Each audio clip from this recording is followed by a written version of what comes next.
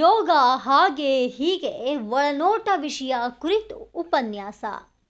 ಬೆಂಗಳೂರು: ಕರ್ನಾಟಕ ವಿದ್ಯುತ್ ಪ್ರಸರಣ ನಿಗಮ ಲೆಕ್ಕಾಧಿಕಾರಿಗಳ ಸಂಘದ ಬೆಳ್ಳಿ ಭವನದಲ್ಲಿ ಯೋಗ ಹಾಗೆ ಹೀಗೆ ಹೇಗೆ ಒಂದು ಒಳನೋಟ ವಿಷಯದ ಬಗ್ಗೆ ಉಪನ್ಯಾಸ ಕಾರ್ಯಕ್ರಮವನ್ನು ಶ್ರೀ ಮಾರುತಿರಾಮ್ ಅವರು ಅರ್ಥಪೂರ್ಣವಾಗಿ ನಡೆಸಿಕೊಟ್ರು.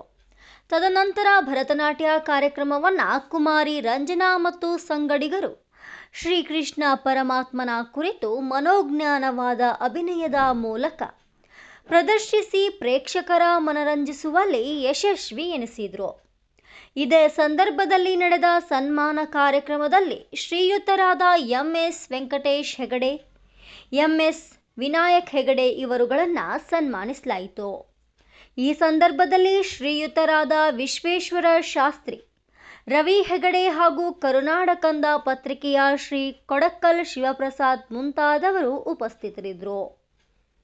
ಕೊನೆಯಲ್ಲಿ ಕಾರ್ಯಕ್ರಮ ಸಂಯೋಜಕ ಶ್ರೀ ವಿಶ್ವೇಶ್ವರ ಗಾಯತ್ರಿ ಅವರು ವಂದನಾರ್ಪಣೆ ನೆರವೇರಿಸಿದರು. ವರದಿ: ಕೊಡಕಲ್ ಶಿವಪ್ರಸಾದ್. ಚಿಮ್ಮುವ ಆದರ್ಶ ಒಂದೇನೆಂದರೂ ಬೇಕಾಗಿರುವುದು ಏಕತ್ರಿತ ಛಲ ಹಾಗೂ ಏಕಾಗ್ರತೆಯ ಪರಿಶ್ರಮ. ಈ ಪರಿಶ್ರಮದಲ್ಲಿ ಸಹೋದರನ ಸಹಕಾರ ಸಹಭಾಗಿಯಾದರೆ ಅದು ಹುಮ್ಮಸ್ಸಿನಿಂದ ಯಾವ ಗುರಿಯೂ ಅಸಾಧ್ಯವಲ್ಲ ಎನ್ನುವುದನ್ನು ನೀವು ಕಳೆದ 4 ದಶಕಗಳಿಂದ ಸಾಬೀತು ಮಾಡಿ ತೋರಿಸಿದ್ದೀರಿ.